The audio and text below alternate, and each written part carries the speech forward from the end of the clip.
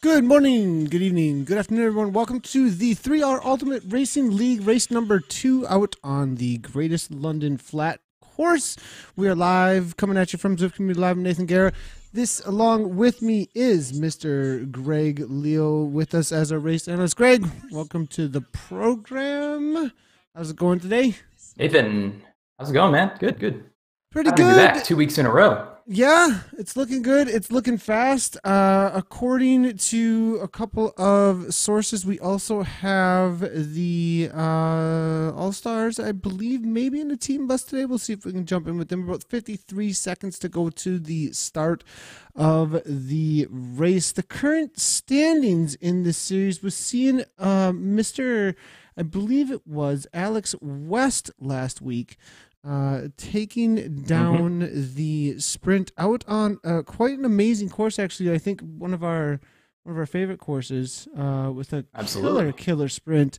Let's take a quick little look at how that played out last week. West with that last second attack, as you can see, up into Ollie Jones actually was the first one it looked like to give a go before they hit this section, but then West with a solid into the high teens watts per kilogram opens up a huge gap. Actually, nobody could really challenge. Steve Young tried to do so, and that's actually the two leaders in the overall points over on ZwiftPower.com currently. So quite the battle that we saw there play out last week. I believe we're going to see something similar. You want to chat a little bit as they get going out on course here? We're going to see the usual crazy firepower numbers. Fusion ECT esports cycling team has shown up hugely in force. I saw a ton of their team tags.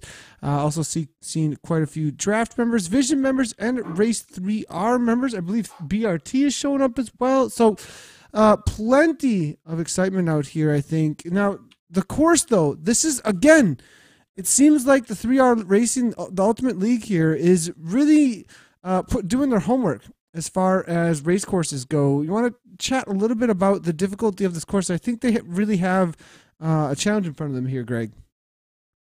Yeah, this is kind of an interesting course. I mean, you think of, so if you look at the London Greater Flat, that's a real sprinter's course. There's nothing to break it up. But this course actually has a little bit of climbing in it. Maybe about halfway through the course, there are two little punches. It's only like 4 or 5%. But I expect with a few of these teammates here, a few big teams, we're going to see some people pushing it on these hills. So we're going to be looking at, I think this is 2 laps. So actually, this is a fairly long race. This is going to be just under 50K. Right around 10, 12 kilometers in, and then again maybe around 30 kilometers in, we're going to hit those little hills, and I expect there to be some action there. But I see it kind of staying together until that point. We might see a few attacks off the front, a little bit of fireworks, but that's really when it's going to heat up when we get halfway through this first. Yeah, definitely. I think the moments of truth out on course are going to be when they do head on over to, it's kind of the connector between the two major hills out on London, isn't it? There's the little connector area that they do venture on over to, and I think that is going to be where things are going to try to break up. But early on here, actually, we are seeing a couple of attacks, maybe a couple of riders not looking to sit in. I didn't sit in too much. I am seeing some chatter here from Klaus Neelan saying that there's 18 riders from Fusion ECT actually out on course. Now, that's plenty of firepower with 18 riders in the pack here. And if there's 18 in the A's, that's the question here. 50K, a little over 50K there, Lucas Paulak. That's a great question, actually. Probably heard us just a little bit off there, but yeah, not 150K. We'll not be hanging out here for 150K on the day here today, but 117 also. I mean, obviously, a very popular race. This is just the A category that we're looking at here with 117, and I believe between all the categories, we're going to have well over 300 riders showing up on the day.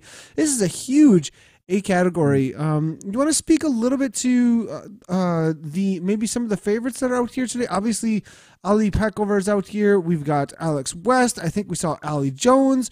We see P. Christopher. Now we got a new team hanging out here today that was just announced, and that's the Dream Team. Do you have any info for us about that, Greg? What's up with this new Dream Team that was just announced?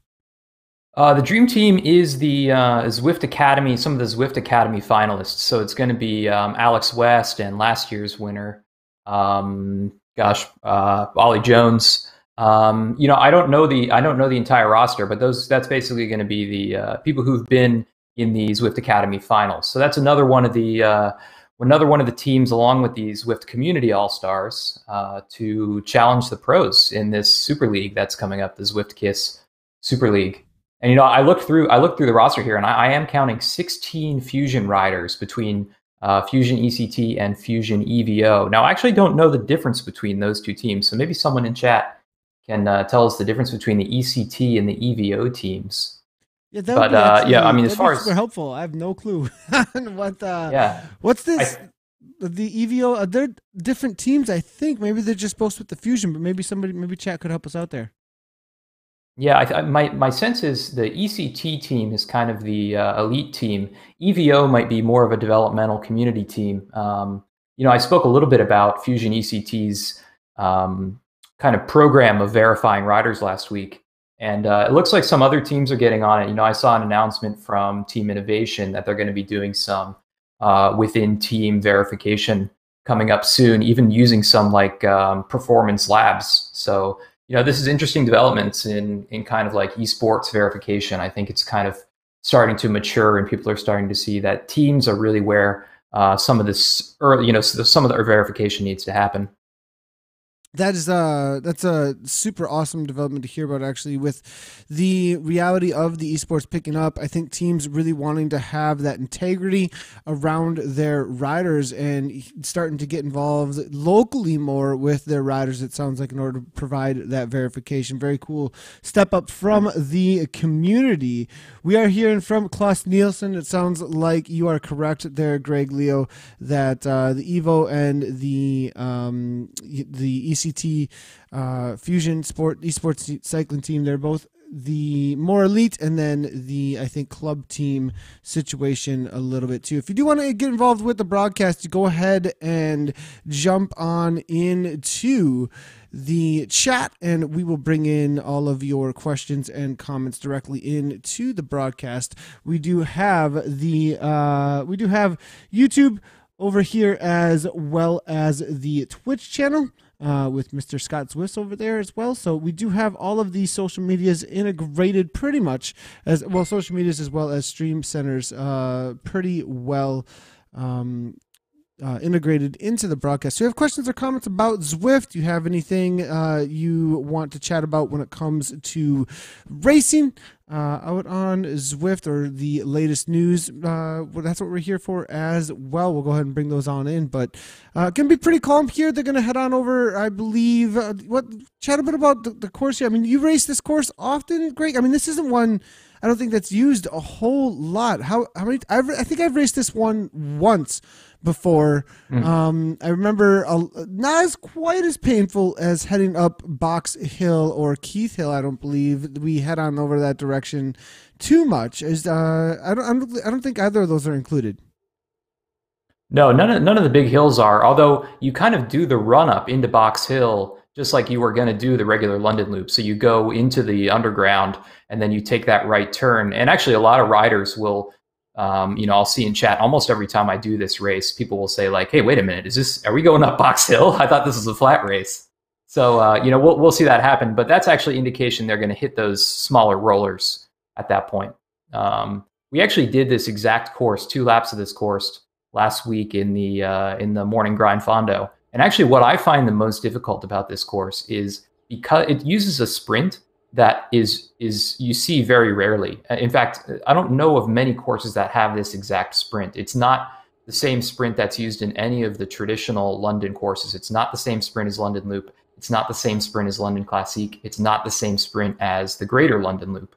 And so a lot of these riders aren't going to know the sprint very well. So they won't have the landmarks picked out. But I do expect this to be a sprinter's course at the end of the day. So they the finish then is in this direction then, rather than That's right. the other direction, which is actually slightly uphill. I think it's a Hmm. little bit of a 1% uphill. I'll be corrected here in a moment if I'm not right about that, but we do have a negative gradient here, obviously, as they do come around here. In a moment, they'll be heading into that final few meters for the first time into the lap sprint banner. And I believe that they do have a slightly uphill, which may favor a different kind of sprinter.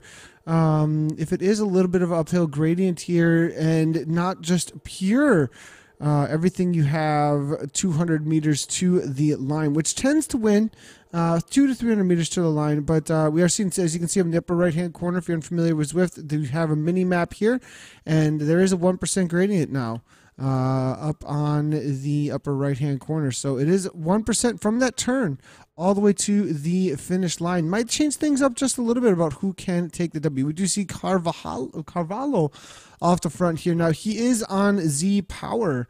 Riders who are on Z Power or without heart rate monitors, unable to take the Ws, they probably will allow that rider to go. I think at this point, a lot of riders do recognize the reality of Z Power situations and do allow racers to get off the front. What's your feeling amongst the pack at this point, Leo? Like is it pretty well established that riders in the pack, cool, great, good job.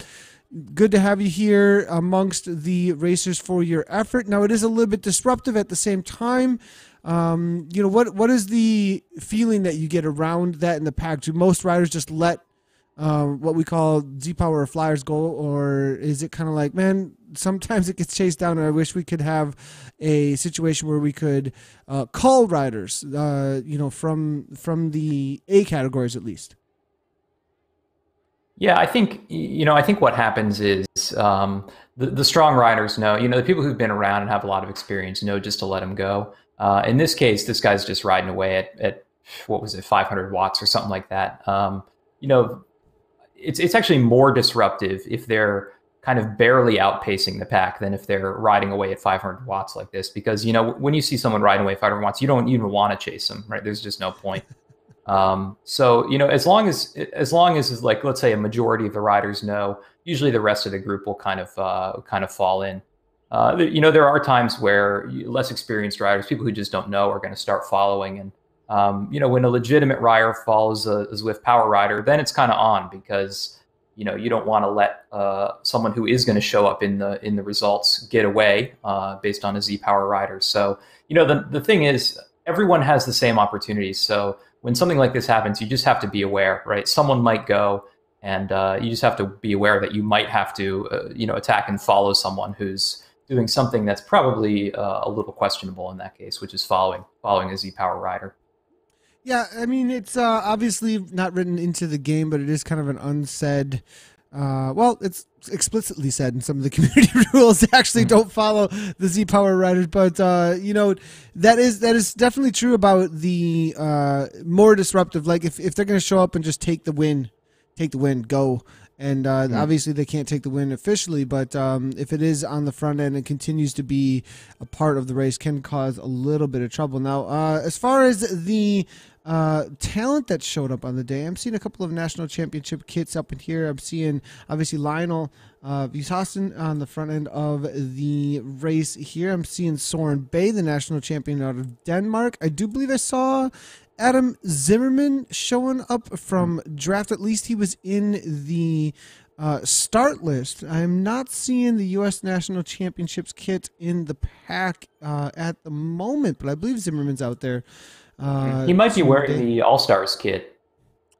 Now, are they We might be officially in a kit at this point? No, they're wearing kind of a neon Zwift kit. I'm not sure we can spot it here. I don't see it in the group. It's one of there it is. So it's that blue, yellow, and pink Zwift kit. It's kind of in the middle of the screen right now. Oh yeah, we're watching Steve Young. So Zimmerman might be in that kit. He is definitely signed up for the race. jumped into different kits this week. Like last week, they were all in that neon kit that we're seeing right here, but it looks like they've switched it up a little bit this week.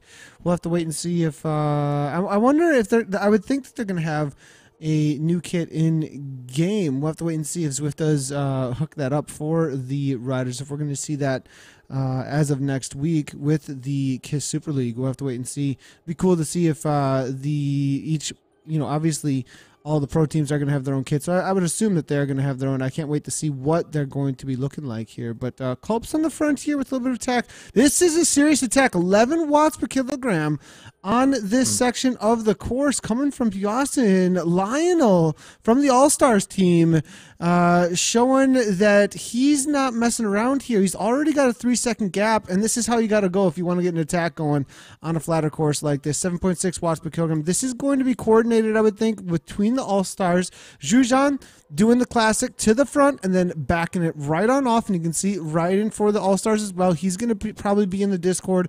We're going to jump in there in just a few moments, maybe start to talk a little bit of team tactics with the All-Stars as they are in their own communications on race radio between each other in their team buses, actually testing out before the launch of the KISS Super League next week, I believe. But it looks like a little bit of a gap here coming from Justin. Now, do you think this is...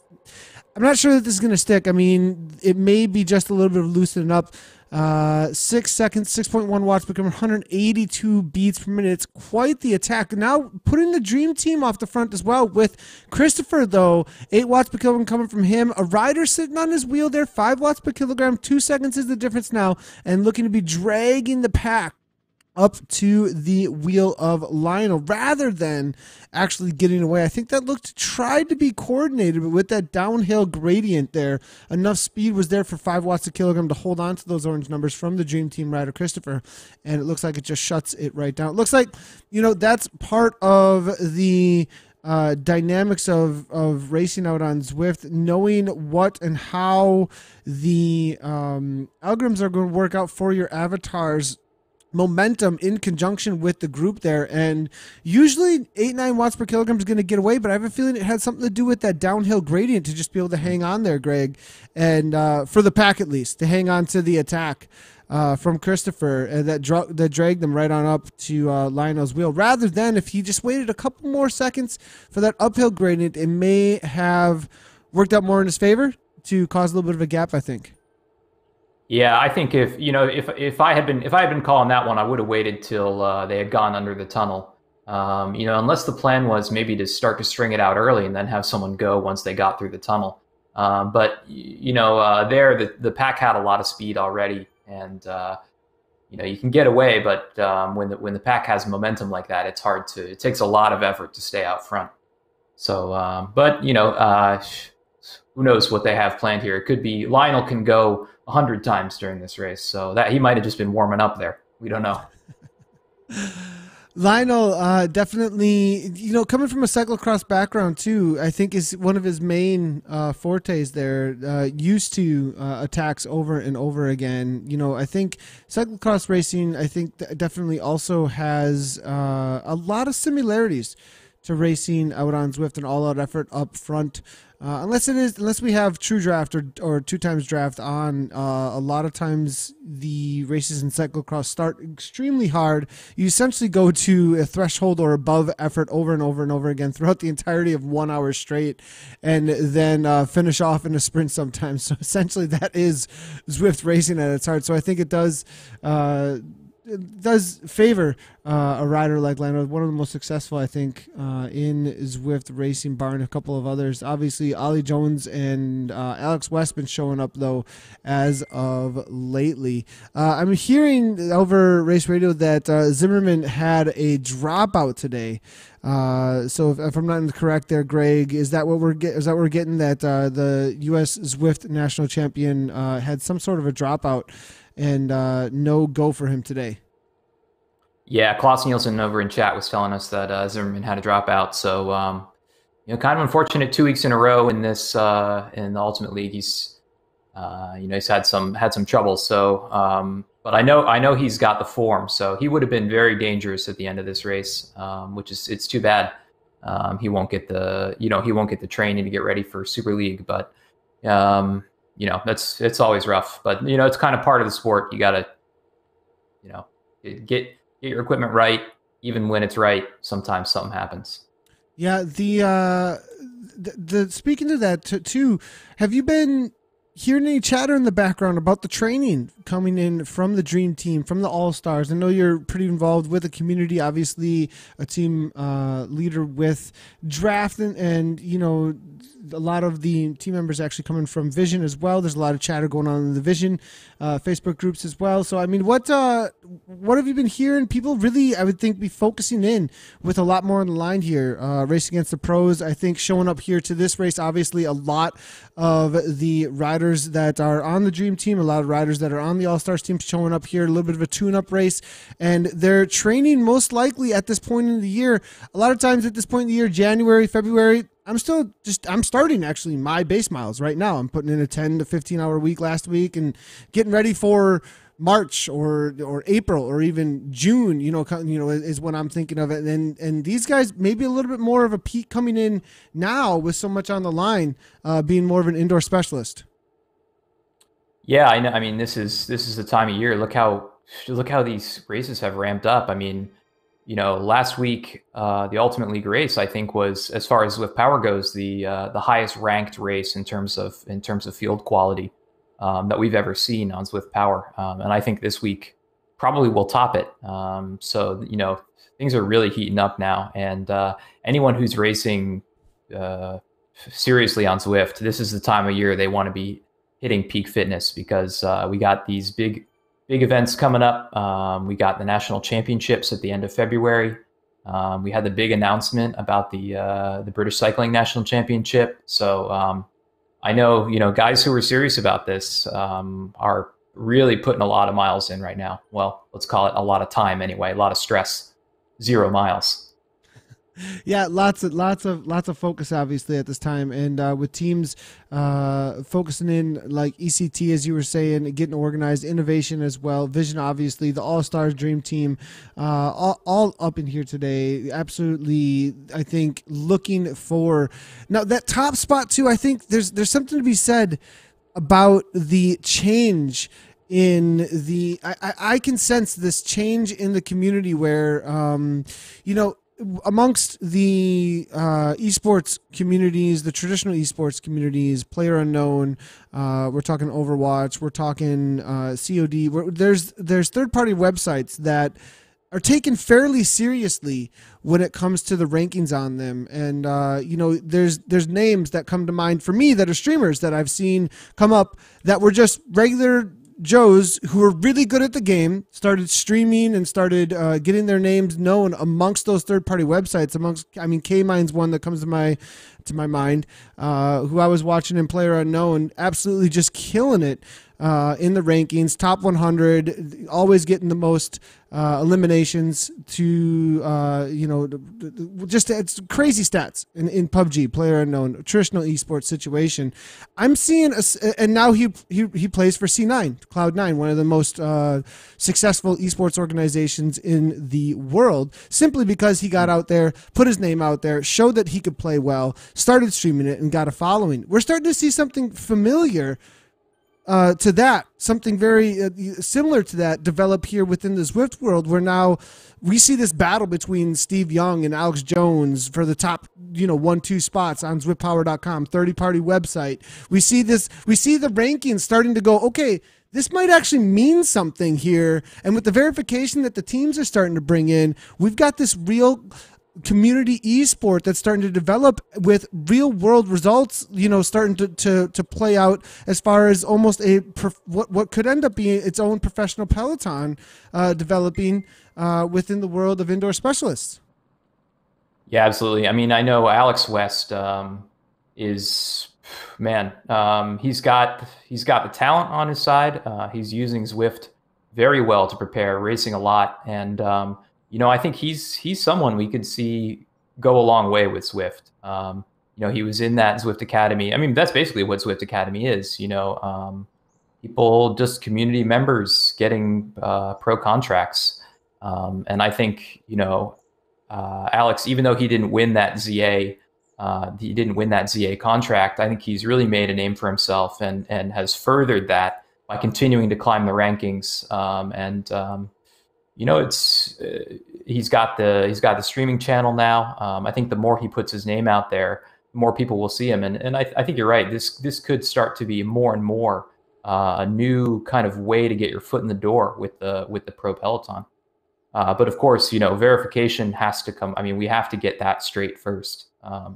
People have to trust the performances people are putting in on Zwift before we really see that happen, I think. 100% with you there. The sifting through to figure that side of it out is a reality, but we're starting to get over time trusted and true integrity amongst teams and riders that can start to see things develop in that way with something that could go toward pro Peloton or also its own, obviously, online esport as well here. Now we do have the attacks are starting on here as they do head through this little juncture between Box Hill and Keith Hill here now, and it is Dawson who did the initial attack there. Now it was overtaken there by the ECT Sports Fusion ECT esports cycling team there. Excuse me, guys. It is again Carvalho there. The Z Power rider causing a little bit of mayhem on the front there. We'll see if they're able to overtake him.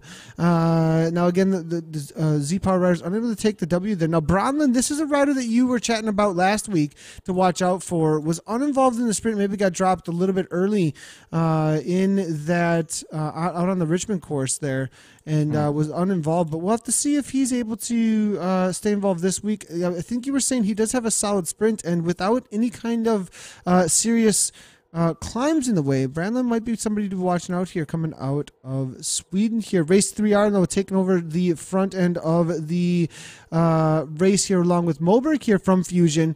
It is going to be Fowler, Race 3R, they're following it up, and then Notley and Rasmussen here also. Jens Fried Rasmussen actually probably recovered, I think, by this point. I know he did do 100K on Sunday with me, race the KISS 100 race actually, so maybe a little bit of pain still in the legs there, but still on the attack here. 4 watts per kilogram now. 4% gradient now, and we're seeing 6.8 watts per kilogram with Gags here from the Netherlands now, getting a little bit of a gap, not too much distance here. And it looks like the All-Stars and the Dream Team sitting in and just allowing the work to be done by some of these other riders, waiting for the moment to pounce now. Off to Dalnado or Norway, Lundqvist, Doving. Barnes, though, this is a rider to watch out for, I would believe. This was second overall in the South African National Championships here. And, oh no, did he actually take down? Is that what is this? This is the Fondo, excuse me. No, as it is Creel that is in the South African National Championship. But it looks like Barnes here, 7.1 watts per kilogram off the front, good kick, a little bit of distance here with the 0% gradient. Going to be interesting if we can hold on to this. 3 seconds now, continue to go out, 46 kilometers per hour there. Now we're seeing 44 from the pack here. MDAM here, 5.6 on the front, keeping it steady. Not sure to be able to make the stick, and it doesn't look like Barnes has any teammates to work with him on it. Yeah, it doesn't look like he's on a team. I haven't checked with Power to see if he's officially involved with any teams here. But I'm kind of surprised to see that we didn't get more fireworks on that second little climb there. All-Star, Vujasin really hit it hard on the first little climb, but I kind of expected the punches to keep coming there. There's not a lot of opportunities on this course to really split it up, and I'm looking at the pack now, and I don't think it's any smaller than it was before we were here. And I was just going to mention this, Chris Beck here, he's a fellow mountain biker, fellow to you. I'm not a mountain biker. I stay inside whenever possible. It's just too cold out there. But he's a guy who always lights it up, especially on a flat course. His sprint isn't the strongest. But he's got an engine on him, and man, I've seen him get away on even flat New York courses and stay away. So I expect to see some fireworks from him on that second lap. We did see a little bit of a challenge there for a moment there from Beck, but it was on a flatter section to even a downhill section, of course. Perhaps maybe coming up and out of the underground here, we could see something. We do have an insane climb here in a moment, don't we? They're about to finish up this lap, and they do come out of the underground on the uphill escalator. That's what is that even? What did we climb out of? I do have a prediction though. I predict Vuyasin will go before the turn even happens. So that's his. That seems to be his calling card on this course. Is he'll hit it right before this turn. Let's see if he does it this time. He did it. He does it. He did it in Morning Grind Fondo last week. I see him towards the front there, but he's one that I would expect to kind of light it up here for the All Stars. Guys always go hard here. You've just got to be ready for it. It doesn't often split up too much unless someone keeps it going over the top. But it definitely strings out the pack and puts the pack in danger of splitting up. So it tires everyone out. But it's just so short. It's hard to really break it up. We are seeing Vuyasin Vuyasin. Correct me if I'm wrong there. I keep on getting that name throws me for a loop every time. But Tobal here now going along with him. They do have a little bit of continuance. It looks like 2 seconds is the difference there. Coleman there, maybe calming things down as he does have a rider off the front here. Looks like Lionel 5.9 watts per kilogram looking to try and increase that gap off the dull now. It looks like with West sitting in. Alex and Ollie here just sitting in, it looks like waiting for their moment here, not trusting that this is going to get away. We got a little bit of disruption here again with an auto bus bringing things right on back. This is where I start slamming the handlebars a little bit between me and the other riders, and I'm like, just go, Portugal, just go, please, at this point. But as you were saying there, Chris back up toward the front here, looking to stay involved. We're going to have one lap to go in just a moment here. And this is definitely all together still, though. I mean, I did see a couple riders drop off through the climbs there. I'm going to check out zwiftpower.com and see how things ended up as far as the live results. If you haven't checked out yet, zwiftpower.com, as far as race results, live results, what's going on with the reality of how the community sets up all of the racing out on Zwift for these community run events. Make sure to head on over there and check that out. It's definitely worth signing up for an account. If you haven't done so, you head over to Zwift.com for your account, and then you go ahead and link your account in your connections over on Zwift.com to ZwiftPower.com. You have to obviously make a ZwiftPower.com account, but then all of your data is shared, so that's why you have to give permission, the whole data sharing thing and everything, give permission for that. But once you do, you are able to access the race results live as well as afterwards over on ZwiftPower.com. Make sure to check that out.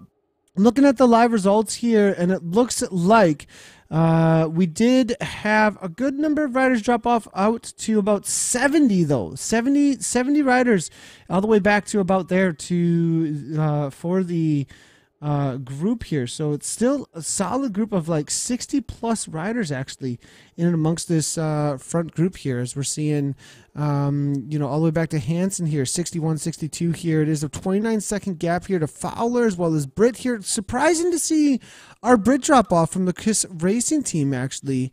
Morberg and then Hansen here from the ECT. Man, ECT was such a huge presence here. The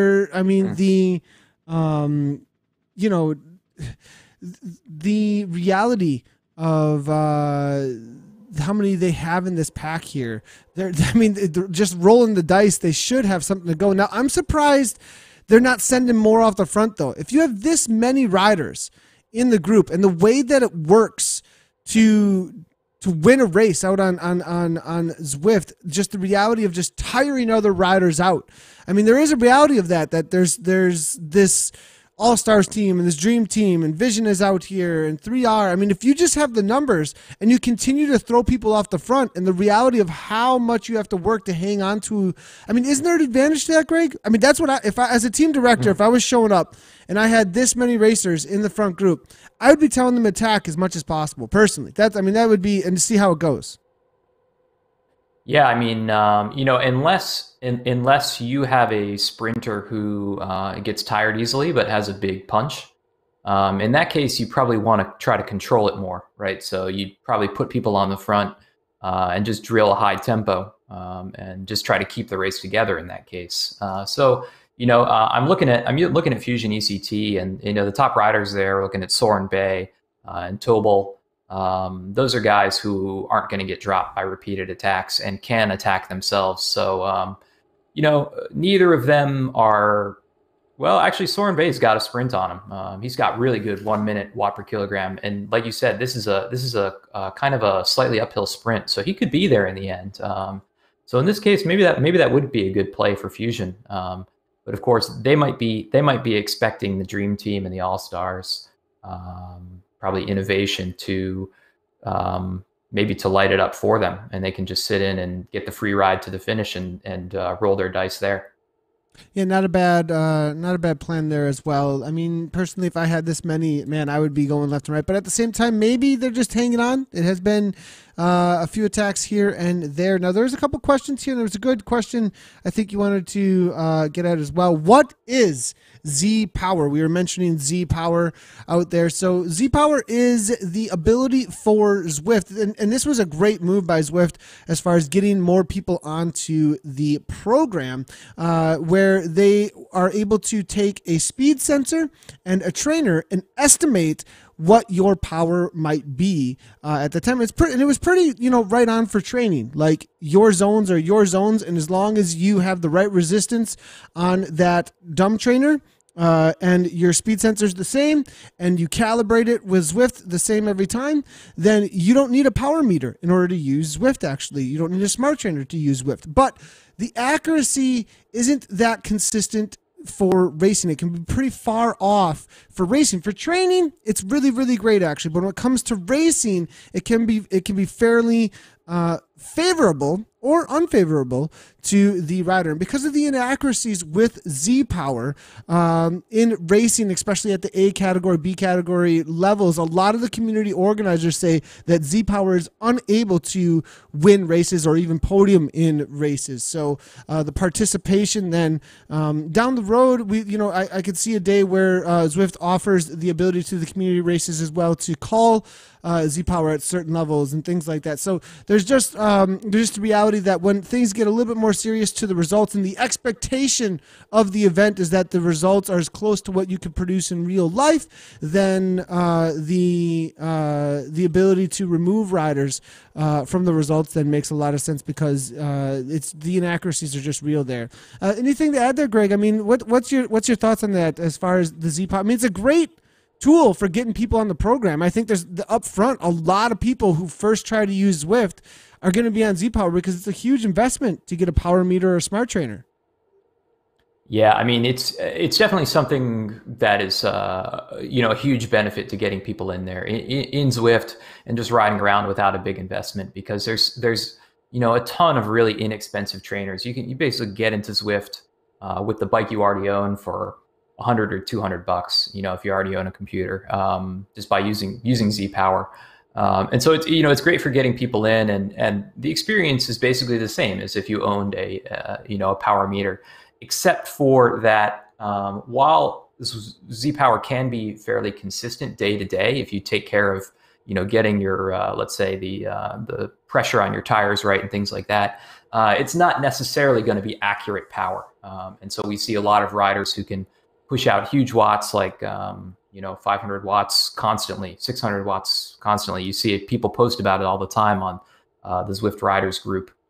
So it would be nice to kind of maybe be able to exclude people from some of the higher end races. Certainly you wouldn't want to exclude them from the Zwift experience, but there are instances like we saw earlier in this race where it's unfortunate, but you have someone on Z Power who's and maybe their power is right. I don't know. I don't know this fellow, but there are times we see it's definitely not right, and they're maybe ruining some of the team tactics or pulling races back together that wouldn't normally come back together. So they're sort of interfering with the race, and it's not they're not doing it on purpose. Probably they just don't know, and so that's fine. But it would be kind of nice to be able to maybe exclude certain types of equipment from certain races. Yeah, 100%. I agree with that too. And the whole idea, I think you hit it on the head there. Not exclude people from the Zwift experience, just the certain races with certain expectations around it. It's a competitive environment, a competitive expectation that things are going to be very accurate. And the reality is that we do see a lot of inaccuracies there. Now we do see Barnes here jumping off the front there, 6.8 watts per kilogram coming from him again. Barnes definitely fairly active here, getting maybe like, and personally, so far from what I've seen, I'd be getting a little bit impatient as well. Like, what is going on here? I think we're going to see a lot of fireworks though off of the next time through those climbs between the two Box and Keith Hill junction there after the underground. But Powell's here from Race 3R trying to maybe slow things down even. Interesting to see ODZ with Sullivan here. I think the only ODZ rider I'm seeing in the pack a little bit isolated actually. Drujon from the All-Stars now coming out of France, making his way to the front, closing things down for Barnes. So Barnes again with an attack. Nobody goes with him. I think he was trying to instigate there, Greg, a little bit, is what, he's looking for somebody to go with him, get an attack, get a gap, and the classic way of racing Zwift, you get 5 seconds, and hopefully somebody else throws down orange numbers and doesn't just set this threshold. Yeah. And another thing about, these races that are broadcast, just like in the Tour de France or any big real race, it's better to have your face out in the wind and get noticed than just sit in the pack and wait. So if you think you're just going to end up sitting in the pack the whole race, maybe put some attacks in and get us to say your name a few times, because I'm actually looking at James Barnes' stats and he's got a 6.5 watt per kilogram 15-second sprint on his record. So the guy can sprint for sure. But maybe he just figures in the likes of this group, he'd rather just kind of spice things up a little bit. So, there's kind of the reality that not everyone's out there racing for the win. Some people are just out there having fun and they just kind of want to, switch up the tactics a little bit sometimes. Yeah, and I think there's also the reality of just getting a little bit antsy, wanting things to get moving a little bit. I know Barnes definitely has a solid sprint, and if he did get away, I think he would be able to challenge a little bit here against the pack. But we are seeing, this is somebody I believe last week had a solid result. Was it third? I'll have to take a look again, but Liam Bard here with the prediction for Looker has got this for Team 3R. And this is coming from Twitter, actually. Yeah. So if you do want to bring images in, 3R are standing for, this used to be the WBR, the Race WBR team. They changed it up, Ride, Race, Raise, supporting World Bicycle Relief. So if you guys are, who's Team 3R? What happened to WBR? Same team, just changing up in the branding there. But if you do want to bring in any images of your home setup or anything like that, go ahead and shoot them on over at Z Community Live. You can see how Liam Bard got that done there at Z Community Live. We'll bring in your questions and comments or images of your riding setups into the broadcast. Now, I am going to jump into Discord here and see if we can bring up any of the team buses here. There's a little calmer section of the race here, so if we can jump on in with the some of the All-Stars or not, we'll have to wait and see. But it's going to be interesting to see if there's a ton of panting going on within the team bus here. That's part of the questions that I would have also for the racers, and like getting familiar with a new technology involved in your racing. I mean, just getting set up on Zwift is a whole new technology, right? To ride with people from all over the world. But now a new, I have to be aware of my microphone and whether or not it's loud all the time amongst my other riders, and just making sure that you're not like this disruptive, loud, heavy mic breathing force within my team bus. What's your experience of that, Greg? I've been Draft. I mean, Draft uses Discord, right? You guys have your own team bus channel, right? And I bet you up front it was a little loud. Yeah, we do. We have Discord. We actually rarely use it. Usually we'll plan ahead what the plan is and do a little bit of talk through text. But I find you can get 95% of the kind of like planning. If you know each other well, we're a relatively small team. We know each other's strengths. So we don't really need the live communication. But I will say, when we tried it first, I found it very distracting, and same with live streaming as well. Just like when you're trying to focus on the race, any little distraction can really take your head out of it. And so I could see, especially for some of these pro teams who are going to come on with guys who have never Zwifted before, if they're going to be trying to use Discord and Zwift at the same time and deal with all of the things you deal with as a new rider, the fast starts, the difference in positioning in the pack and how to draft and power ups and all that. Good luck. I think our all stars and our dream team are going to have a real advantage in that sense, that they're going to be able to talk to each other.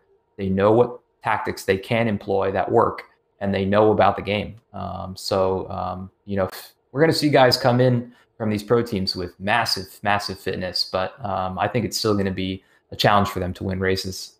I think that's a good point here, and I almost am thinking that those who maybe with a little bit of a gaming background might come in with a little bit of advantage, actually, being totally used to those realities here. But we are seeing a little bit of attack here coming from Buman here out of the Netherlands there, 6 watts per kilogram. Barnes now following up here. I think this is the moments he's been waiting here to try and get an attack going on here.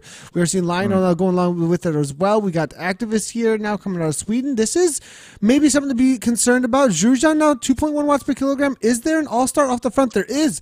And I think this is kind of coordinated here. 7 watts per kilogram here coming from Vyasin. Now it's going to be Gower here from Innovation trying to follow it up. It's really strung out here. If you're toward the back end of this pack at this point, it is danger zone, because this speed is not going to slow down at the front, I believe here. Looker staying involved there. We do see ODZ off the front just a little bit here, and it is seriously strung out. I'm seeing McQuaid from Team Draft. Zhujian sitting in there perfectly placed to pounce at any moment here. Schultz from BRT. Golev from the Vikings team trying to stay involved at the back of the pack, though. Who may get caught out? Let's go ahead and see who is back in this 40th, 50th. Casey Shum from the All-Stars team. I did see him warming up before this race. I wonder if there's anything left there. I did look like a pretty long warm-up, perhaps. Maybe already getting a workout in today and getting a double, a header here. But McGongle here, BRT. Saboto there. Will be Sullivan there all the way to the back pretty quickly there. He was on the front just a moment ago, and it must be a crazy pace toward the front here if he's made his way all the way to the back immediately now.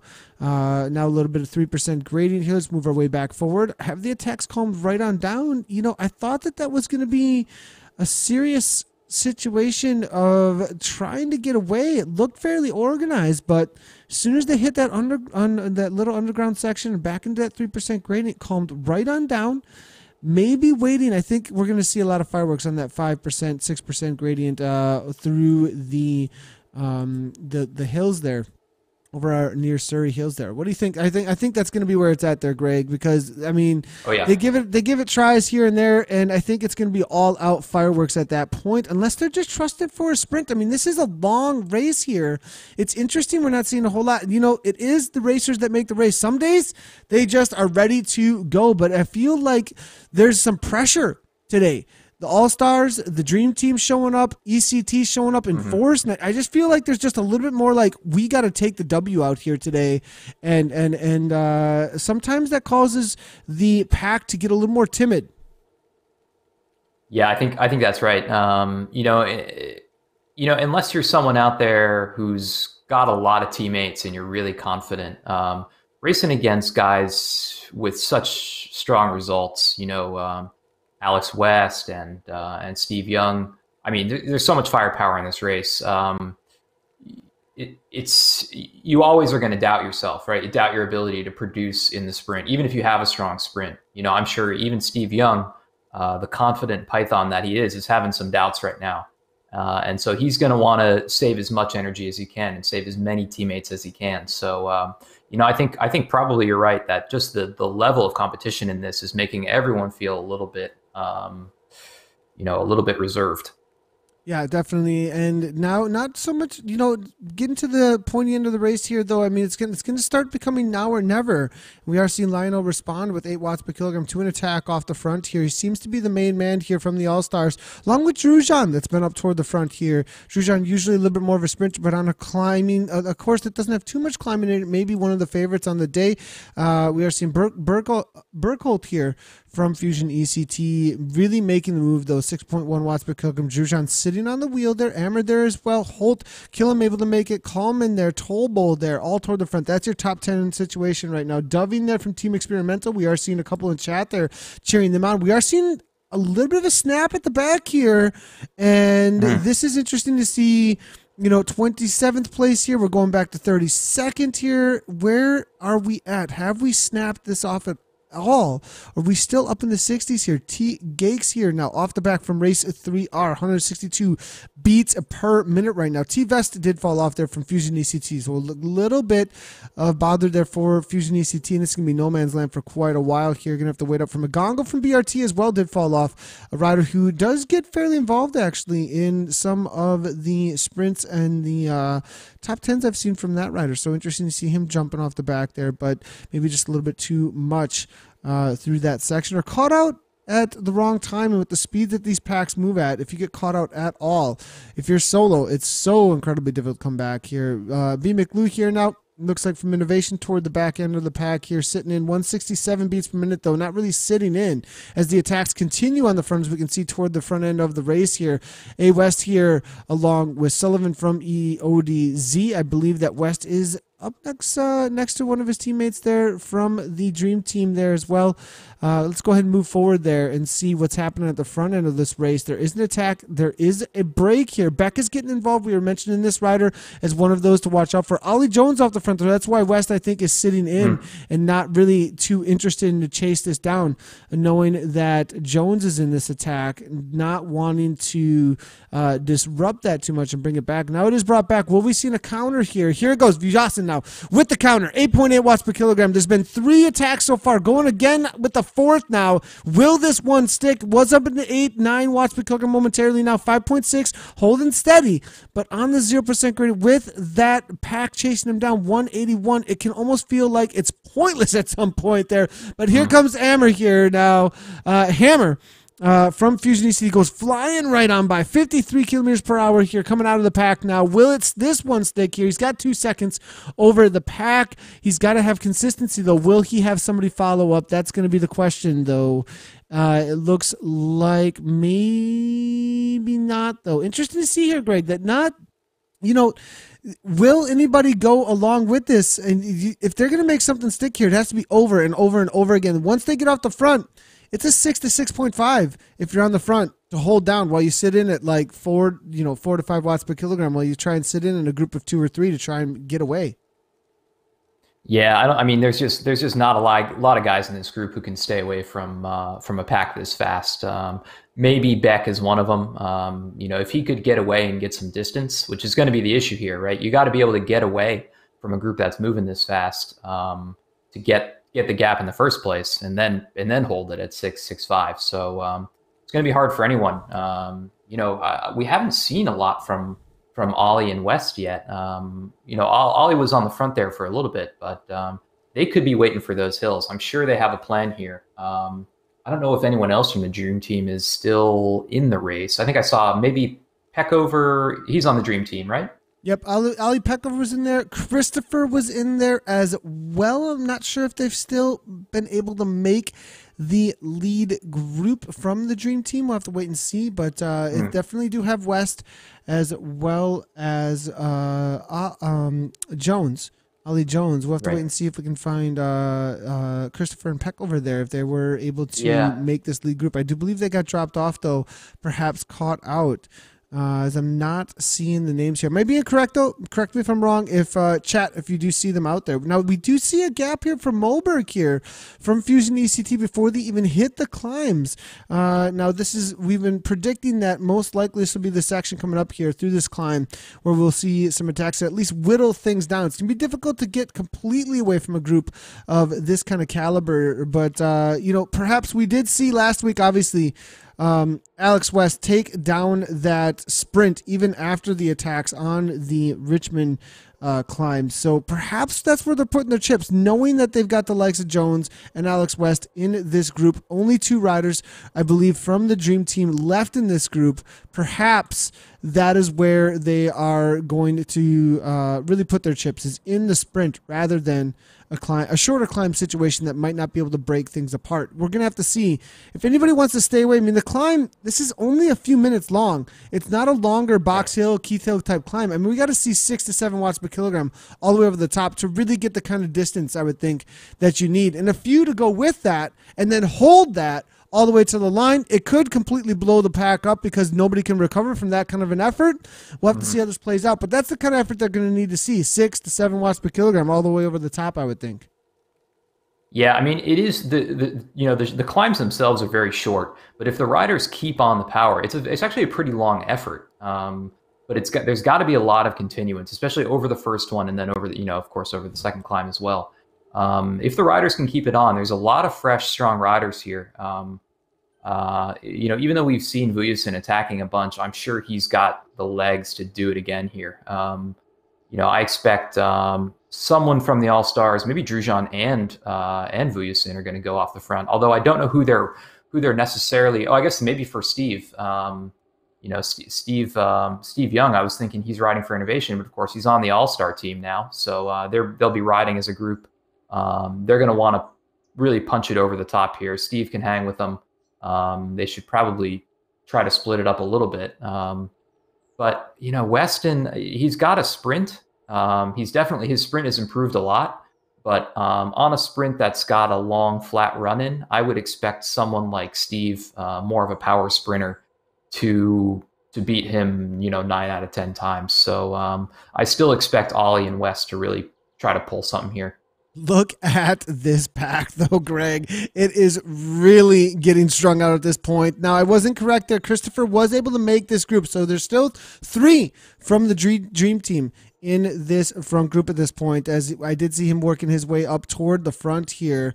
I am seeing now Zimmerman, I think, is getting involved again as he's gotten lapped at this point. So interesting to see. We'll see if he can jump in and add a little bit of firepower to the team and put some assistance in there. As I did see, I thought I saw the name Zimmerman. Yeah, Adam Zimmerman is jumped in there again. Going to get some good training in still, rather than allow it to be a waste from the dropout there. But man, this was really strung out. Now we're back to that 1% grain up toward the front end of the race again here. Jones here, 5.9 watts per kilogram coming from that Dream Team with the Vision tag in there though as well, but most likely going to be working together with the Dream Team. Fromling here, Fusion, and then Tolbo. Fusion really starting to take over the front end of this group here. As you can see, they are using the blue Wahoo kits here with the Wahooligan blue on. You can always spot them in the group there. It will be Lundqvist here from Team Sweden here, SCR on the front there, but it is going to be Christopher from the Dream Team, 7.3 watts per kilogram, 188 beats per minute currently. Golev there as well. Vujasin there now, there as well, and it's going to be Golev now toward the front second wheel there, sitting in on the wheel of Christopher, 5.5 steady. Calming it right on down. I think the riders, there is also the reality it gets to the point where there's just nothing left in the legs and you're just trying to respond to whatever the other riders are doing here. But it looks like Jones, it's 174, not into, I don't believe, anything much over threshold. We saw him hold a 170 to 174 like this all the way up on the top of the Alpe Zwift. So I believe there's plenty left in the tank at this point at 364 watts. And perhaps just thinking this probably isn't going to go much of anywhere. We'll have to wait and see that after they come down this section into the underground, and there's the attack up over the top of the escalators and on over toward, I believe it, over toward the start line. They'll be heading to that lap, the finish banner over on the classic course. I mean, we've got, I believe it is, I think this is, if I'm correct me if I'm wrong, on ZwiftPower.com, I did see some comments coming through. It's frustrating not to know how many kilometers are left. It is, according to ZwiftPower.com, we're looking at 54.1 kilometers. 54.1 kilometers on the day. 9 kilometers to go. 9 kilometers to go according to what we have in ZwiftPower.com. So sometimes that can be 1 or 2 kilometers or half a kilometer off or something like that. But essentially, we're right about at now 8 kilometers to go. Drugeon from the All-Stars here. Back now. Killam as well here. Now we're seeing plus the lead-in from Greg. Greg's let me know that maybe plus the lead-in. So, I was seeing that too about the 58K. And I was thinking it might be 58. But we'll have to wait. And so is it 58 for sure on the day? We did see something about that. I was wondering because I'm seeing two different numbers. I was seeing something over at Zwift and I was seeing something else over at ZwiftPower.com. But I am seeing 58 kilometers in the description below where it says greatest London flat 54 for 2 laps. So perhaps it is. Perhaps we're looking at about 12 to go. 12 to go. So we'll see once we get to the line there, Greg. So what's up with that? So they don't count the lead in at the top. It's an auto-generated thing maybe over at ZwiftPower.com, and that's why? Yeah, I think it might be. I'm not sure how it happens. I think I remember doing this morning grind Fondo last week and entering and having the same experience that the race ended up being longer than any of the numbers I had actually seen about it. So it's sort of like a deceptively long race. Although these guys are going so fast at this point, they're going a little bit faster than we did at the MGF even. So. Not sure. I really don't know. It would be nice to have sort of an official source for the actual distance of the races. Yeah, that would be helpful rather than a couple different numbers coming on through here. We'll have to James Hodges. Hodges, are you in the house? The cake is lying to us about the total distance. For anybody who doesn't get that one, make sure to get your Cervelo S5 with a full disc on as well. Christopher from the Dream Team here now, 5.2 watts per kilogram. Lundqvist now with Kolbs here. Beck and Doving now. Tolbo toward the front end of this race. And we're being told here, coming from Nick Nellis, 58 kilometers. And somebody, Casey Shum, I'm not sure who that guy is, but he says something about miles. I'm not even sure what those are anymore, according to a few who have gotten on me about how I'm supposed to announce these races here, but he says there were 6 miles to go. And looking toward the front end of this race, it looks like we're going to have a sprint at this point. Ollie Jones setting himself up. All-Stars up in here as well with Drujan. Dream Team versus All-Stars. This is the first showdown that we're going to see between those teams. Now, it's not the first showdown that we'll see between these riders, but with a few riders in there working together on these teams. Interesting to see Drujan riding for Vision, now riding for All-Stars. Then we also have the reality of West and Jones in there, now riding for the Dream Team, pitted against each other, actually. Drujan being a solid sprinter here. We'll have to see if he can show up on the day and show West and Jones how to make something happen. Obviously, we got the Python in here from Innovation, always able to take down the sprint when he wants one, it seems like, and ready to strike. So, as your prediction goes, you were saying it's going to be Steve Young. You were saying the Python's gonna bite out here. Are you sticking with that? What's your prediction here? Yeah, I think this course still suits Steve. We haven't mentioned his name yet during the race. I don't see him at all, which means he's well rested. Probably got quite a bit of energy. We also haven't really seen much from Matt Looker yet, so he's been resting. And then there's this kind of dark horse of Sandbike from Inc. We still don't know quite a lot about him. He's got that 17 plus WKG sprint on his record, but the question is that a repeatable kind of effort he can do? We know Steve Young can repeat really high end sprints. Same with Looker. Those two are really my choice here. I've been seeing Drujan on the front a little bit more. I suspect he's actually working for Steve Young. He does have a good sprint. He's also a larger, more powerful sprinter. I actually like Steve. With this little 1% incline, I don't think that's really going to play much into it. I still think we're going to see the power sprinters at the front when we take that slight left-hand turn. Although, we have Adam Zimmerman back in here. I wonder if he's going to contest the sprint just kind of as a little bit of practice. He's definitely going to be, he definitely would be, he would be up there for sure if he hadn't had the dropout. So let's see what happens. But my prediction is Steve Young comes across the line first, and then Looker. That's a good prediction there. Now, Looker, it'd be interesting to see if he's got this here. With 3R was out there with the prediction for Matt Looker. We'll see if he can. I don't think we've announced maybe one race where he's taking the W down. So we'll have to see if it does end up playing out here. On another note, I wonder when some Pro Lay Zwift All Stars or Zwift Academy Dream Team will start joining these races here. This is a great comment here coming from Claudia Baring. I think you're familiar with that rider there, Zwift National US champion here.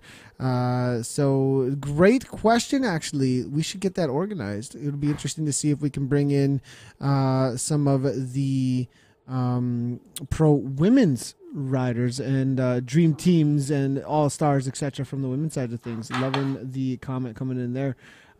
So we're hearing from, let's see if there's any other chatter coming on here. From, what is the prediction? That's what I want to know. From chat, who's going to take the W here? We're hearing from team draft. We got the draft on as well. The hairspray is gone. We've got the hat on at this point. Colin with the little bit of bias, it looks like, here coming in. But I was actually gonna go for a newcomer, somebody that I'm gonna gamble a little bit here on Pat Christopher. I'm gonna throw it out there. I haven't seen him attacking a whole lot. I'm not sure if he's got a solid sprint or not. I have no idea other than what ZwiftPower.com has to say. He's actually, the last time he raced, he took third up against the likes of Ian Bibby, Frederick Pearson, and then it was him, Pat Christopher, with a third place in a WBR Hilly 3-lap on the Watopia Hilly route, and that was all the way back December 30th from what I can see. I believe he also raced the Cameron Jeffers and the Vegan Cyclist Alpe Zwift race as well, and did a solid 4.5 watts per kilogram to the top. It looks like there's a couple of others, but that was the last major race he did. He did do a Zwift Academy race, a climbing race though, so it did not have the too much of a sprint involved here. So he threw down a solid 4.5 watts per kilogram there up against Russell Colbert and Francis Kopix, names that I'm really familiar with. Actually, Francis Kopix, he's been out there since the early days, definitely has a Cervelo S5 with the full disc here. But here we go. This is actually maybe going to open up for one of the sections that could see the All-Stars get away. Zimmerman with a lot of energy left in the legs here. Will he play the Domestique for the All-Stars and lead things out here? 9 watts per kilogram currently. We could see a split here. Maybe a little bit too short of a climb, though, to really make something happen. The kind of firepower we're seeing in this group here. McQuaid here from Draft Stump there as well. We're seeing Linford now. It looks like West up toward the front now, and no breaks at this point. So it looks like it's going to come down to a sprint. They'll take the right-hand turn over toward the flat backwards classic section of the course here. Now West here, 5.0 watts per kilogram, a little bit of a dig, maybe just making sure he doesn't get himself caught out here. And what's the tactic now? What are people thinking? How important is positioning here, Leo? I mean, it's so incredibly key that you don't find yourself toward the back, especially if a team wants to really drive the pace. Right. And, another thing is coming into the sprint here, there's a U-turn, and that always strings out the riders. So this is the point in the race where I start to think about moving up towards the front. You don't want to put yourself in the wind or waste too much energy, but you definitely want to be aware of where you are, especially to be able to respond to any attacks. The further you up towards the front, you don't want to be on the front, but you want to be able to respond to the attacks. If they come from the back, you can see them moving through the leaderboard. You see the red numbers moving through the leaderboard. That gives you an extra, bit of time to respond to those attacks. So, at this point, I'm trying to get probably up to third wheel and just hang out there, just to get ready for that U-turn, which is going to be, we're going to see it coming on the mini map. And that's when it's really game on. Once we're going to hit the red pavement, I guess it's bricks or something like that. And that's where really I expect the riders to start to get nervous, start to really position themselves. Maybe we'll start to see some long attacks, but at this point, this looks like it's going to be the group coming into the line, and how the teams set up for the sprint, I guess we'll see. But probably we're going to see some 7, 8, 9 watt per kilogram lead outs running into that U-turn, or at least coming out of the U-turn. Then they take that slight right-hand turn, and that's when I think the actual sprint will start. I think it's going to be a long sprint on this one. A lot of good sprinters here, and people are going to be trying different things. I feel like we're at 54K. Am I are they going to do? Are we at the right section of the course for the finish here? Now, are we incorrect on the finish? We're Yeah, supposed to be at this is right. 50. I think this is right. So they're going to take this U-turn here. We see it coming up on the map. Yeah, yeah. And then they're going to take that slight left-hand turn that you see. It's going to start to disappear actually from the view. And that's where the finish is going to be. Okay, gotcha. Now Nathan is definitely confused at this point, but we're definitely getting getting all kinds of predictions coming on here, and Python coming in from Ister. We're seeing Harding saying Beck for the win here. We're seeing Ister as well saying Python. We're seeing so plenty of predictions for the Python. Vision for the win coming from Victor here, and Ollie Jones on the attack. It looks like no off the front. It's going to be Fusion actually catching a few out. It looks like now, and it is going to be Powell's Malo here as well. It looks like Ustgard, I believe that is. So absolutely killing it right now. Are they going to be able to hang on to the gap that they've developed, though, at this point? It may be, we'll have to wait and see. I mean, this is from way out, and it is going to be Mustgard here. McQuaid there. Drujan now kicking 10 watts per kilogram going again. Interesting to see. This is absolutely huge attack. The All-Stars now all at the front here. Vujasin, and it's going to be Young here. Vujasin and Young neck and neck here. 12 watts per kilogram, 13 watts per kilogram from Steve Young. Steve Young, the Python, looking to make this happen, but Drujan trying to hang on to it. Will he be able to hold on? But no, it looks like it's going to be Steve Young all the way to the line there. It is going to be West here trying to come across. Will West be able to do it? No, it looks like Young just able to hang on. West with that last second attack there. Almost able to come on through there, but you were right there. I mean, you're not even surprised. Look at Greg. Greg's face is like, yep, this is right. He was just, I mean, the face there was just like, yep, we thought that was going to happen. That was going to happen there. The Python definitely bit there, and we'll have to wait and see what for the official results. I'll take a quick little look at the replay, though, because, the way it played out was definitely really interesting there. The last 20 seconds of it there, we are seeing it looks like Drujan on the lead there, had a pretty good gap, it looked like, but Young was just sitting on the wheel waiting for that last second. There's the 200 meters. They see the green line there. The sprint starts, and Young just opens up 12 watts per kilogram, absolutely demolishing it there. It is Vujasin there trying to come through, but West here with that 13 watts per kilogram at the last second. I think he hit that just a little bit too late, though. 13 watts per kilogram. Look at how fast he's coming on. Passes almost everybody up there. Right at the line, it looks like Looker again with the third. Looker seems to like that third place there. I think we saw that before. I think we saw that last week as well. Just always looking for that. Maybe not looking for, but rounding out that last spot on the podium. Solid result. We'll wait for the official results to come through here, though. Yeah, I think Alex waited a little bit there, but I think he uses his power very well. He's a very smart sprinter. You saw all the speed he had at the end. If he had started a little bit earlier and had gotten on that all-star train a little bit earlier, I think he could have taken that from Steve. But man, really amazing sprint, amazing speed at the end there for Alex. He's gonna be really dangerous in all these races because he can climb. He's just showed us he can sprint on flat courses. That was awesome. But I mean, I think, we saw some amazing way to play it there by the All-Star team at the end. Putting 100%. all three of those guys on the front right before they took that left-hand turn. They got a big gap, and Steve was right in tow. That was perfectly played. If they do that in the Super League, they're going to beat the pro teams every time.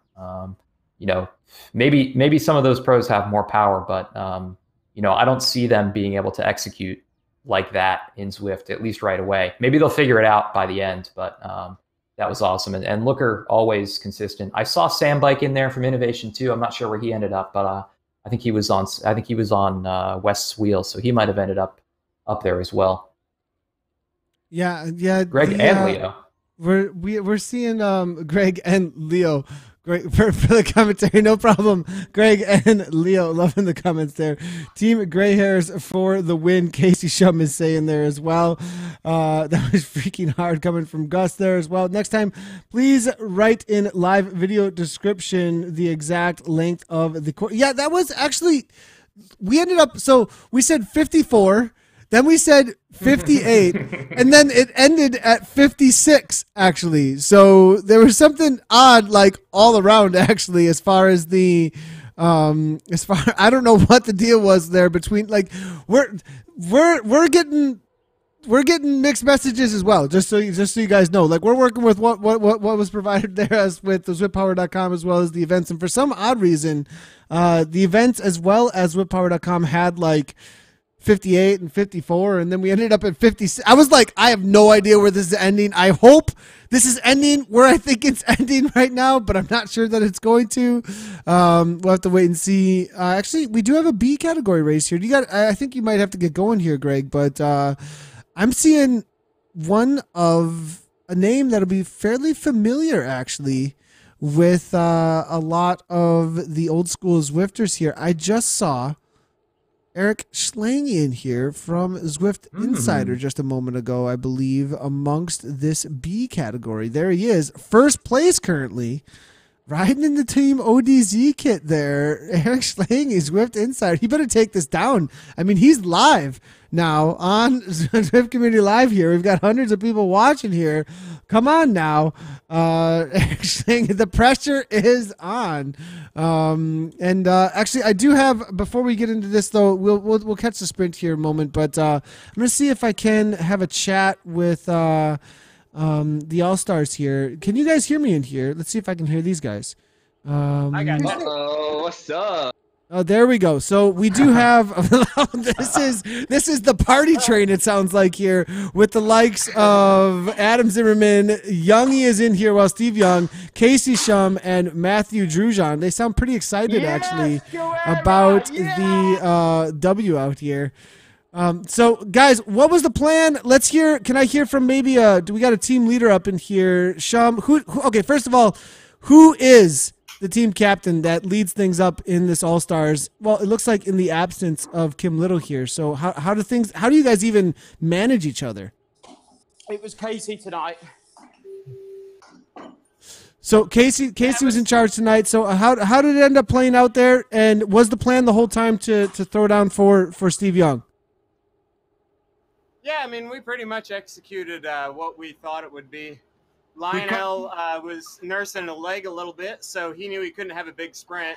So he did some of those digs early to see if maybe he could get some guys to go off with him. Nobody would really bite on a big move early. So we held up for the sprint, and we lined up in the order who we felt had the best chance of winning, and we almost got 1-2 out of it. So we went from the hairpin corner. I let him out. Lionel was next in line, and then Matthew and Steve took it home. Yeah, you guys did go right from the corner. They're actually where we're looking, where the B category is right now in the stream. And right about from here, it was Drujan and Shum. Was that who went from the turnaround to kind of keep the pace high enough? And is that what you guys are thinking about? Yeah, we lined up at the back of the pack around that corner. Adam was at the front pulling hard into that corner so nobody else could go off the front. And I launched my sprint with about 0.8 of a mile or 0.7 of a mile to go. And they just grabbed my wheel, and Lionel dug hard, and I faded. Nice. And who was all in the team bus today? Was anybody missing from here that was in here beforehand? Because I'm seeing 4 or 5 in here, and you guys finding that it's really helping to use the Discord channel? Yeah, everybody that was racing today was in here. We got a little bit of translation going on. Steve's a little hard to understand with his thick English accent, and we got a few, I think, French speaking in here too. So we got a few little languages and a few different accents. So we have to translate a little bit sometimes. Right on. Well, we do have a sprint. Open it up here with Worthington from the BRT here. It looks like taking down the B category there. Lambeck's there as well. Olive there in third. It looks like solid result there for the B category. Worthington taking that down. First place over in that B category today. But looks like it worked out well. You know, one thing that we talk about, Greg, Greg was talking about this as well earlier, was the tactic for the lead out. I mean, where do you actually have to go from, and how long do you keep that pace high for, with how many people you have to really work a train? Do you find that it's similar to real life? Yeah, Nathan. Yeah, you know, so I think obviously I'm a sprinter by trade. One thing that you've probably noticed as Team Innovation do is get a train going, and it will work. There's no right, I'm going to stick it 7 watts, 8 watts. It is literally all hands on deck. Don't even look at your screen when you're in that train. You should be looking down at your handlebars and absolutely drilling it. And then you just leave people like me, Adam Zimmerman, who can then just turn on the afterburners at the end. And just have that last final kick. So essentially it's not a 7-8 watt per kilogram steady at the front. It's more of like, put your head down, what do you got? And then somebody who's just got a little more power is going to hang on. Yeah, outside. I've raced for years outside. Again, my craft is sprinting. I don't know anybody in a team that I've worked with over the past 10 years who says, right then, guys, let's stick it 7 watts in the sprint. The Python, you then take over. No. Get your head down, drill it, and then this is where the trust comes between riders. So for me, tonight, I know Lionel Vujasin, what he's capable of doing. He trusts me, I know he does, to come around and take the win. It's a massive trusting in that last 200 meters. It's nothing to do with what you can hold. Gotcha. So that's pretty cool actually to hear the camaraderie that you are all. I mean, the second that we came in to that we came into the team bus, it was like this party was going on in Zimmerman. Oh yeah, here we go. I mean, right away, it's obvious that you guys are having a good time. It's obvious that. Oh, you should have heard after he won. He was screaming. Yeah. Oh yeah, it's a party. You know, and one thing that Steve said there, trust. These preseason fun that we're doing right now, there absolutely is 100% confidence. Like he said, he knew Lionel would do it. You know, it's a different kind of racing when you can trust and have that kind of power backing you up.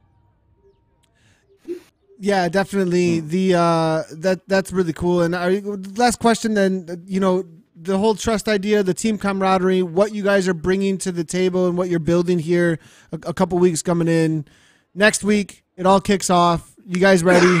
You guys obviously won this kind of like almost preliminary Ultimate League. You guys are doing well here. You know, a second week, a second place last week. I mean, who are you watching out for? Are you guys ready? So first of all, you know, who are you watching out for? Obviously, the dream team's out there, but you guys haven't even been like, what's the pro teams all about? Are there more announcements coming? Like, what are you guys thinking? And I don't know, Casey, what are you thinking? And then I'll go to Steve maybe next since he took the win today. Well, I think the reality of us is we are racing a bunch of professionals, and we are all very strong guys. But if it comes down to a raw power competition, you know, we're probably on the lower side of that scale. So we don't know what to expect from the competitors.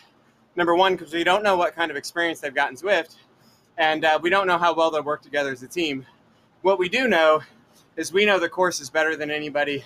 We know how to race Zwift better than anybody, and we know how to race with one another really, really well, our strengths and our weaknesses. So we have to take advantage of all of those little things that we've learned with the thousands of miles and hours that we've got, and hope to use that experience to our advantage, because raw power, we're liable to be on the back foot on some of these courses.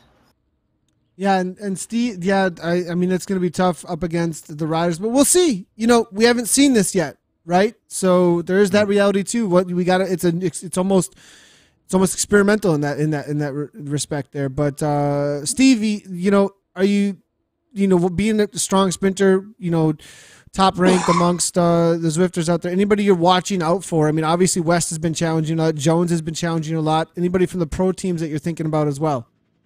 Yeah, well, to be honest with you, Nathan, I've not really looked into it too much. I do, obviously, I'm aware of people like Bibby, who I've raced a few times IRL over the last few years. I've seen, Connor Swift on it as well. But the only person really that's standing out in his, one to watch is Bibby. There's probably going to be one or two handy people. They're pros, for goodness sake. They do it full time. But to be honest with you, Nathan, I guess I'm speaking for all the guys on the team. I'm taking it with a pinch of salt. I'm here to put the cat amongst the pigeons. Yeah, that's a really good way to look at it. See how it plays out. You guys bring your best. Bring that trust, though, the camaraderie you guys are bringing to it. It's been really cool to see. Thanks for the interviews, you guys. It was a lot of fun to have you in here. We'll have to keep on experimenting with this through next week because it's been cool to get you guys set up here on Discord. Nice job to the All-Stars, you guys, and cheers. Thank you, Nathan. Thanks, Nathan.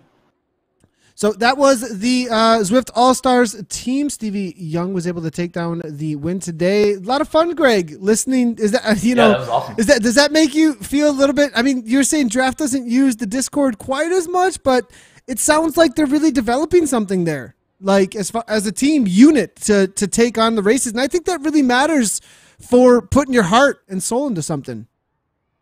Oh yeah, I didn't mean to make it sound like Discord doesn't help. Absolutely, it does, especially for guys like the All Stars who have never raced together before, and don't know each other's preferences really. It sounds like, for instance, Steve really likes a certain kind of lead out. He likes that hard late lead out. Other kind of sprinters might like something different, and so being able to communicate that real time and change the game plan if you're feeling a little different. That's really super valuable. And they got it done today. But it sounds like basically it went according to plan for them. So that train, let's see if it can develop, because now we've seen how they're going to play it, right? So it's almost like in a sprint, it's like a game of rock paper scissors. Let's say we had another team of equal strength out there, and they had played it that way today. Are they going to be able to play it the same way next week and expect to win?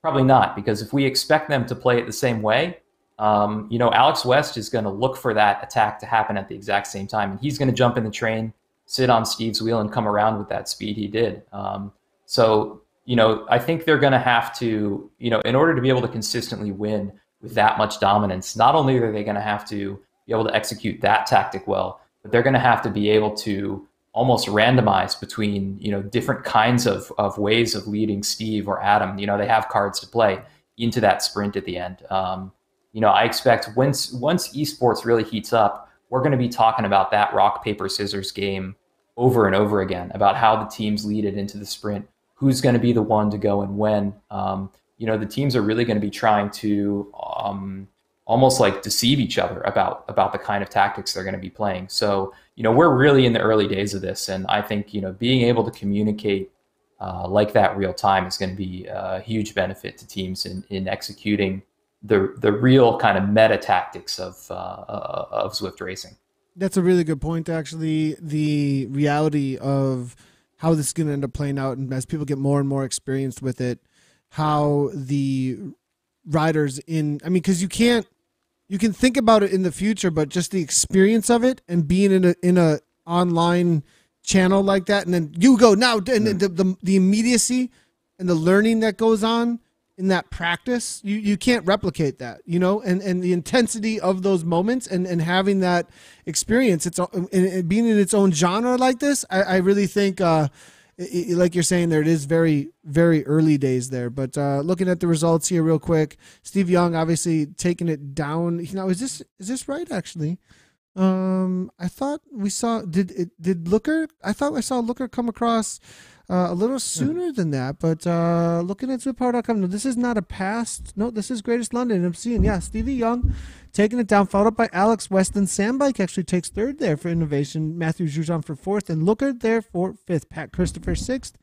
Lionel obviously taken down seventh. They're just out of the screen there. So solid results all around. Greg, thanks a lot for joining in with us. Lots of fun little chat afterwards there.